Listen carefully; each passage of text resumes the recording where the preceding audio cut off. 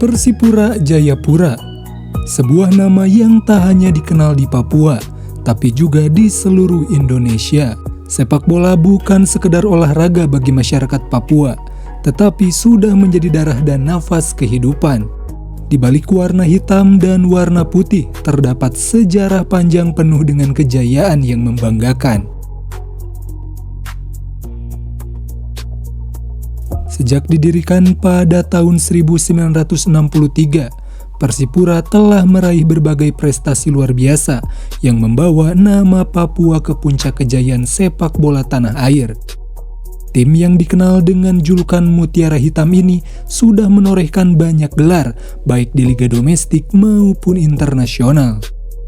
Di bawah kepemimpinan pelatih yang handal dan dukungan dari para pemain terbaik seperti Boaz Salosa, Persipura telah menjuarai Liga Indonesia sebanyak 4 kali dengan catatan sejarah yang sangat gemilang. Setiap kemenangan mereka tak hanya dirayakan di Stadion Mandala, tetapi juga menjadi kebanggaan bagi seluruh masyarakat Papua. Persipura bagi saya lebih dari sekedar klub. Ini adalah rumah, tempat saya tumbuh dan berkembang sebagai pemain. Kejayaan Persipura tidak hanya terbatas pada pencapaian di dalam negeri. Di kancah internasional, mereka juga sukses menunjukkan kualitas permainan yang mengagumkan terutama di ajang AFC Cup. Meskipun bermain di stadion yang jauh dari hiruk-pikuk kota besar, Persipura mampu memberikan perlawanan yang sengit terhadap klub-klub besar di Asia. Dengan generasi muda yang terus berkembang, harapan akan kejayaan Persipura di masa depan tetap membara. Nama besar yang telah dibangun selama bertahun-tahun ini akan terus diteruskan oleh pemain-pemain yang siap menjaga dan meraih banyak gelar. Persipura Jayapura bukan hanya sekedar tim sepak bola, mereka adalah simbol dari perjuangan, kebanggaan, dan semangat yang tak tergoyahkan. Kejayaan mereka akan terus menjadi bagian dari sejarah sepak bola Indonesia dan Papua yang abadi. Namun mereka kemana sekarang? Mengapa kejayaannya begitu singkat? Apakah yang sebenarnya terjadi pada klub yang pernah menguasai Liga Indonesia ini? Dan mungkinkah Mutiara Hitam akan kembali kepada kejayaannya? Semoga kita bisa melihat kembali salah satu raksasa Indonesia asal timur ini. Di selatan Indonesia ada sebuah nama yang tidak asing di dunia sepak bola tanah air, Sriwijaya FC. Tim yang menjadi kebanggaan Sumatera Selatan memiliki sejarah panjang penuh kejayaan yang tak bisa dilupakan. Dari Palembang, mereka mengukir prestasi, mengangkat nama Indonesia, dan melahirkan para legenda. Didirikan pada tahun 2004, Sriwijaya FC langsung mencuri perhatian dengan ambisi besar untuk menjadi klub sepak bola terbaik di Indonesia. Dalam waktu yang relatif singkat, mereka sudah bisa menunjukkan kualitas permainan yang luar biasa dan berhasil meraih berbagai gelar prestisius. Puncak kejayaan mereka tercapai pada tahun 2007 ketika Sriwijaya FC meraih gelar juara Liga Indonesia untuk pertama kalinya. Gelar ini bukan hanya menjadi bukti kualitas tim, tetapi juga menjadi titik awal kesuksesan yang lebih besar di dunia sepak bola Indonesia. Bermain untuk Sriwijaya FC adalah salah satu momen terbaik dalam karir saya. Kami bukan hanya tim, tetapi keluarga. Ketika saya mencetak gol-gol penting, saya tahu itu bukan hanya untuk saya, tetapi untuk seluruh Palembang, untuk supporter kami yang luar biasa. Beto Gonçalves, Kit Kayamba Gams, atau Hilton Morera menjadi bagian dari cerita besar Sriwijaya FC. Keberhasilan mereka dalam meraih 3 gelar Liga Indonesia dan beberapa trofi lainnya menunjukkan betapa konsistennya tim ini dalam kompetisi di level tertinggi. Sriwijaya FC juga tidak hanya bersinar di pentas domestik, tetapi juga di kancah Asia dalam ajang AFC Cup. Mereka menunjukkan perlawanan sengit dan berhasil mencapai babak-babak penting, membuktikan bahwa Sriwijaya FC mampu bersaing dengan klub-klub besar di Asia. Berjalan yang penuh dengan semangat juang dan prestasi dari Palembang untuk Indonesia.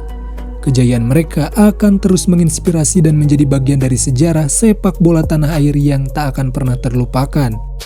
Pada saat itu, kita selalu menunggu pertandingan big match antara Persipura menghadapi Sriwijaya FC. Dominasi keduanya saling bersaing satu sama lain. Dua tim yang banyak melahirkan talenta untuk timnas Indonesia dan berakhir menjadi legenda.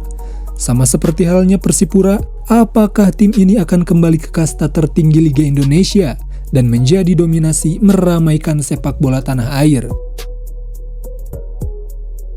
Selain itu pun kita tak lupa dengan tim legend seperti PSMS Medan yang harus berjuang kembali di kasta bawah liga. Padahal mereka selalu menjadi tim penyulit dengan tampil Spartan. Medan dengan karakter keras dan garang menjadi kebanggaan kota di utara Sumatera. Atau tim di Jawa Tengah, PSIS Semarang dan Persis Solo. Meskipun mereka masih berada di kasta tertinggi, namun kedua tim ini belum bisa bersaing menjadi dominasi di papan atas. Masih butuh waktu dan proses memang. Bahkan, tim asal Solo di awal musim ini harus lebih hati-hati jika tidak ingin merasakan kembali kasta bawah. Semoga tim-tim legendaris bisa kembali bersaing meramaikan Liga Indonesia, karena itu akan menjadi hiburan dengan peta persaingan sepak bola tanah air. Pada saat ini era telah berganti. Mungkin ini wajar dalam sepak bola. Ketika pergantian penguasa sepak bola, seperti di Eropa kita punya contoh. Kejayaan Manchester United yang hampir masuk 2 dekade, disalip dan diganti dengan dominasi klub satu kota, Manchester Biru. Sama halnya dengan di Liga Indonesia. Saat ini kita telah menjadi saksi perpindahan kekuasaan tim yang hari ini ditempati klub-klub lain, seperti Persija Jakarta, Bali United, Persib Bandung, atau PSM Makassar. Bahkan yang terbaru kita bisa melihat Borneo FC sedang dalam proses itu. Bahkan Bali United sampai back-to-back memegang tahta Liga 1. Memang tim seperti Persib Bandung, Persija, dan PSM Makassar adalah salah satu tim legendaris yang pernah berjaya di masa lalu, tepatnya era Perserikatan. Dan saat ini ketiga klub ini mencoba untuk bangkit dan mengambil alih dominasi yang dimiliki Persipura dan Sriwijaya. Kelima tim yang disebutkan tadi adalah klub yang selalu konsisten berada di 5 besar dalam beberapa tahun ke belakang. Persib Bandung misalnya. Dari musim 2018 hingga saat ini, mereka tak pernah absen mengakhiri kompetisi di posisi 5 terbaik. Kita akan coba kembali ke Eropa. Di Premier League ada nama Brighton, yang dalam beberapa tahun terakhir menjadi salah satu ancaman dan sebagai penghambat tim lain untuk bersaing di Big Four. Seperti itulah, kadang jika mereka bersungguh dalam hal bersaing, maka dominasi akan didapatkan. Apakah dominasi di Liga Indonesia saat ini akan bertahan? Dan sampai kapan ini akan terjadi? Jika para pemuncak saat ini melakukan kesalahan fatal dari segala aspek, bukan tidak mungkin mereka akan bernasib seperti Persipura Jayapura atau Sriwijaya FC. Gimana menurut kalian komentar tentang peralihan dominasi peta persaingan Liga Indonesia?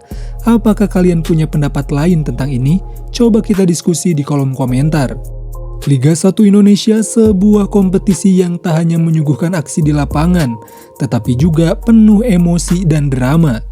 Dari awal musim hingga detik terakhir, kisah yang terukir di setiap pertandingan telah mengukir sejarah yang tak akan terlupakan. Meskipun level liga kita masih harus berbenah, namun pada kenyataannya, duel dan drama masih selalu menjadi hal yang menarik.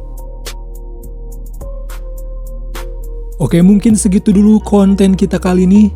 Thank you banget buat kalian yang setia menonton dari awal sampai akhir. Support terus channel ini supaya ada perkembangan konten yang menarik. Kita ketemu di konten selanjutnya. Bye!